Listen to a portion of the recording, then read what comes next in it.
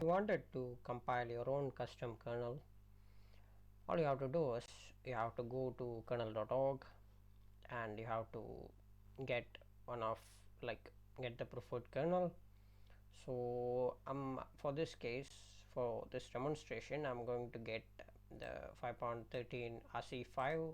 So technically it's a mainline kernel, it's a development version, so it's not recommended for you to use. You can use any of the stable kernels or LTS long-term supported ones. So if you open up your terminal and let me increase the font size. So if you do something like you name dash r, you're going to see your kernel version whichever you are having. So the general idea is to follow like something relatively close. Don't it's not a good idea to jump from like a really old kernel to a really new kernel unless you have it properly configured. So you may have like really custom changes you have to manage. So the first thing is you are going to click the table. So I'm going to download this. So I already have this downloaded, so if you click this, it's going to ask you whether you want to save this or not. So just click save. After that it will be in downloads. So that's that. So now if we cd into downloads, the main idea is you are going to use star xvf and you have to like specify the kernel name, like the file you downloaded. So this will take like a moment and it will extract everything. So it's done, you can see. Now if we cd into the extracted table, you will have this directory. If you do an ls, you can see you have all these files. So if you want to see something in detail, you can open up this directory in your code editor or your preferred IDE. So just for the concept I can show you how this is. So if you open this up inside your text editor, you can see like inside your code editor or your IDE, you can see how this is structured. So you have your kernel, you have your init, this is the main.c. so this is having all these files like where the kernel starts, what loads with it, and all these things. So that's a bit too advanced for this part. Now we are just going to like build a minimal, like we are just going to learn how to do it. So if you do an ls over here, you can see like we don't have a .config file. So if you are on Arch, the easiest way to grab a configuration file, like writing your own configuration file like can be daunting if you don't know about it. So you can do like ccat/proc and followed by config gc. You can like rename that, like you can append that to this .config file. So if you do that and if you do an ls, you can like you do an ls-e, you can see you have this config file. So if you want to see the contents, you can like use your text editor, you can see the contents inside, you can do that. So generally the best idea is you can like can customize whatever you want. If you want to do like if you are familiar enough, you can customize this manually over here, but this is like a really long line. If like if you see like the end of line is like somewhere around 10,000 lines or something, so it's really hard for you to do that if you want to customize that like that. So there are like various ways you can configure your kernel. So in this state you can build a kernel because you are like you're having the same, like this configuration file is like similar to what you're having in your system. So if you want to build that, you can just like make old config. If you do that, it will generate something and you can follow along after like when I show you how to compile the kernel, you can follow along from there if you want to use like your distributions configuration, or if you want to change something you can like use make menu config. Yeah, if I do a make menu config, it's going to pop up this menu. So generally the idea is you can like customize according to your, like if you don't want POSIX message queues and all, you can disable all these things. You can go down, you can look for things that you don't want, and basic idea is you can set everything according to your wish, like the way you want your kernel to behave. So that's the basic idea of that. So you can select your processor features and all these things. You can select your processor family. So if you are on AMD, you can choose that. If you are on Intel newer, you can use this. So if you are on something else like older one, you can pick this one. If you are on Atom, you can pick this one. If you are on like generic, you can use that. So I'm going to choose this. You can like set number of CPUs, so technically you can do that. 16 threads. So this is the number of threads you're having like for the CPU. And you can disable like AMD MC, because I don't have an AMD, like can do that.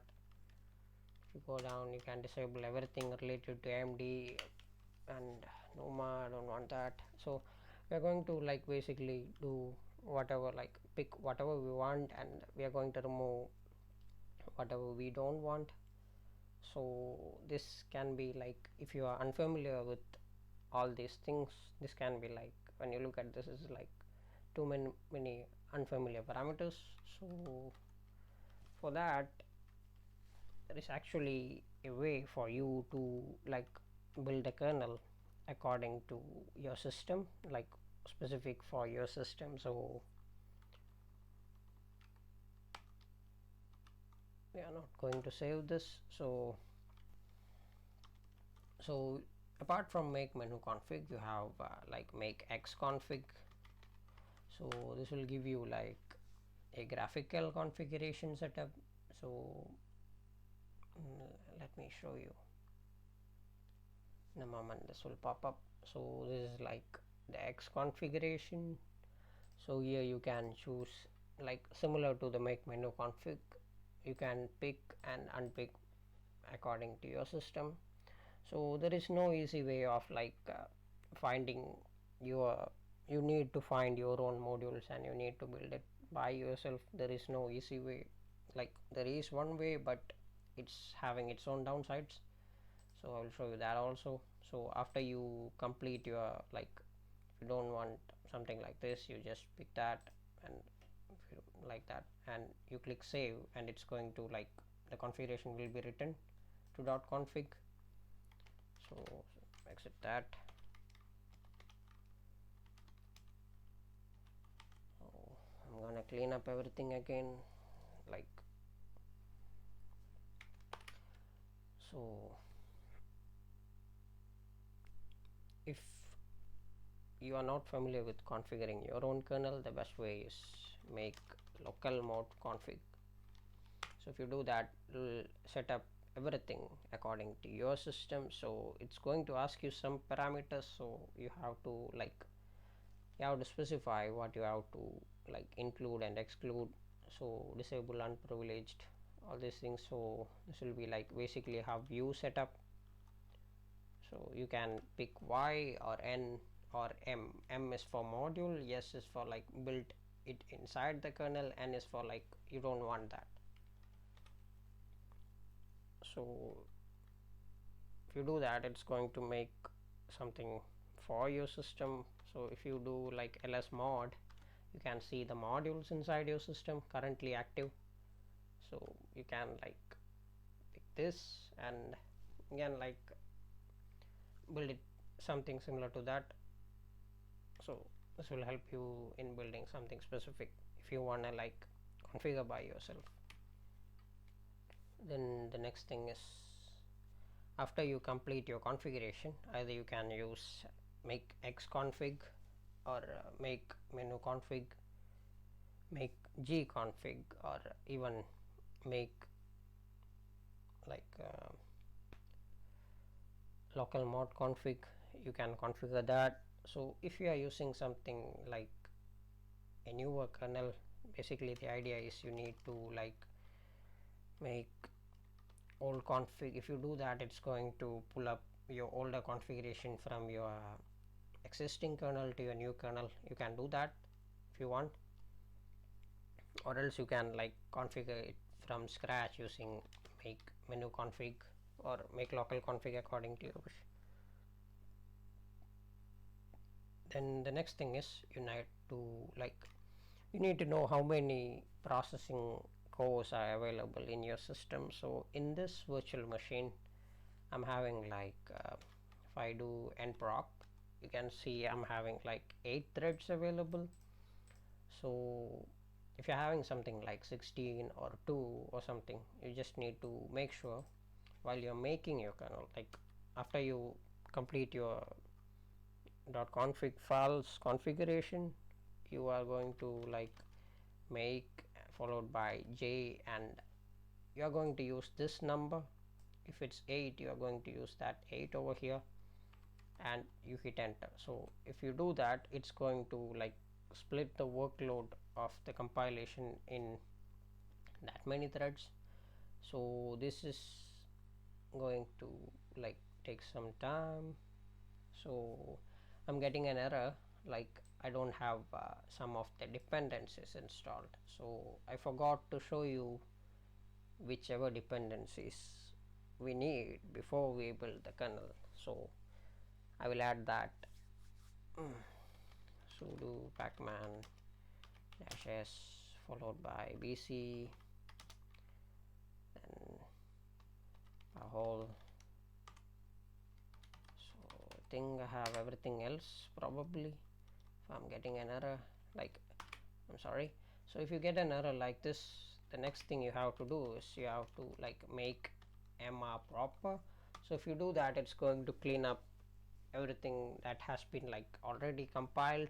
So that's a good idea to get like not to get crashed or like bad kernels. So after you do make mr proper, you just do make -j8. So your configuration file will not be found after you run this command, because it's going to make mr proper, it's going to remove your config file. So for this one, I'm just going to use make local mod config. I'm not going to tinker with anything. So this is for the demonstration purposes. Let it be, I don't care. So make j8. So this is going to compile, and then for me this will take somewhere around like 20 minutes max. According to your system, this may vary. So I'm going to pause the video over here, and I will continue after the compilation process is done. So the compilation have been completed. So the next I'm having like system deboot, so I'm gonna do the configuration for system deboot. So the best way of doing, like if I do an ls, you can see we have this VM Linux. So before you copy your kernel or do anything, we need to make the modules. I forgot that. So now we do like make modules.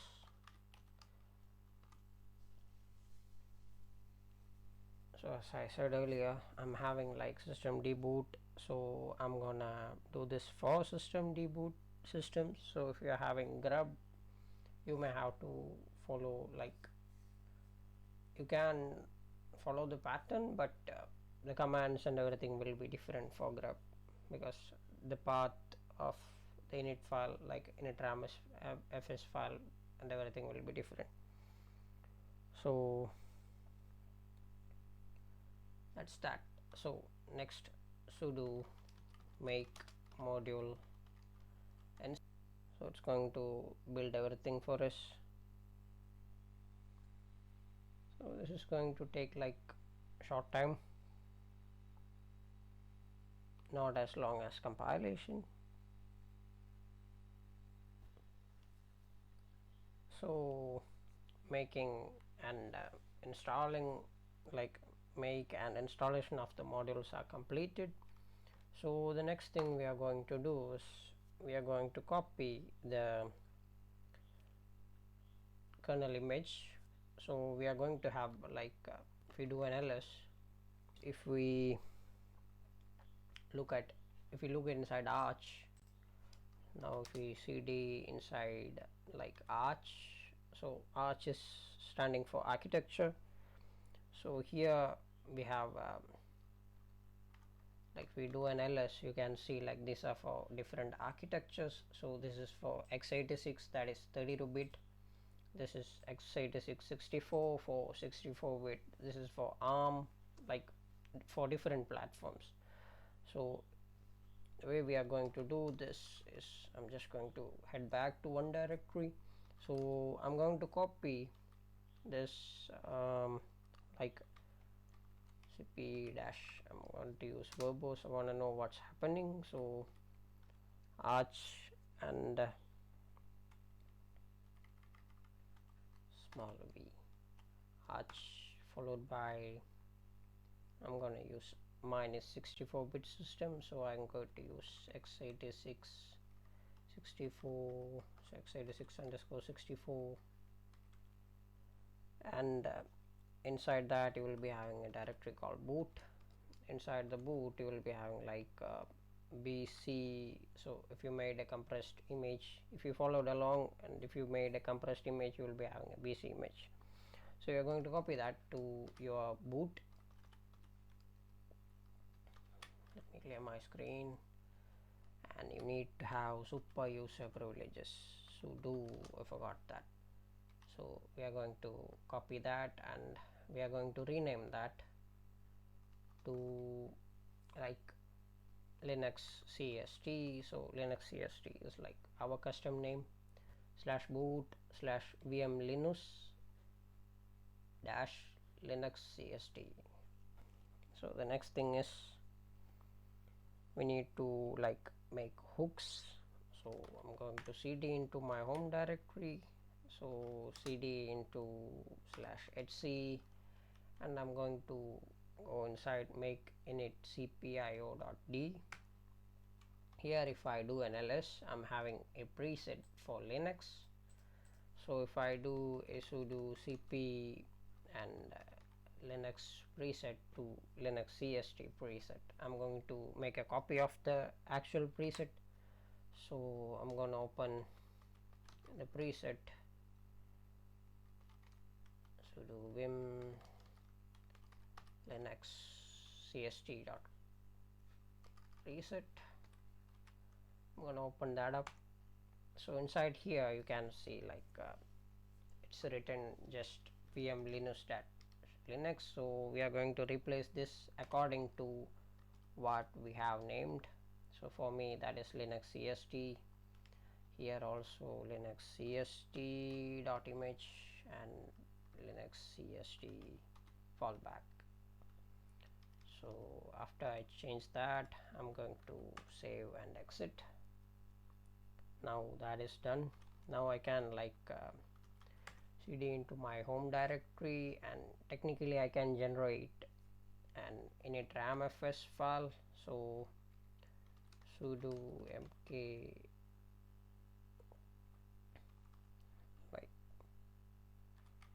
init cpio-p and linux cst for generating our custom like init. So we have that. So our custom image have been generated. Now the next thing is we need to add it to our boot, like so that the next time when we reboot it will be like a new kernel. So if I do like uname dash r, you can see the current kernel version is 5.12.9 arch1. So now I'm going to cd into slash boot and loader and entries. So inside there I'm going to like cp the like if I do an ls, I'm going to have this configuration file, so I'm going to just exactly make a copy. So sudo cp to sudo that, and the name of the copy will be linuxcst.conf. so it's copied. Now I'm going to open up sudo vim linuxcst.conf.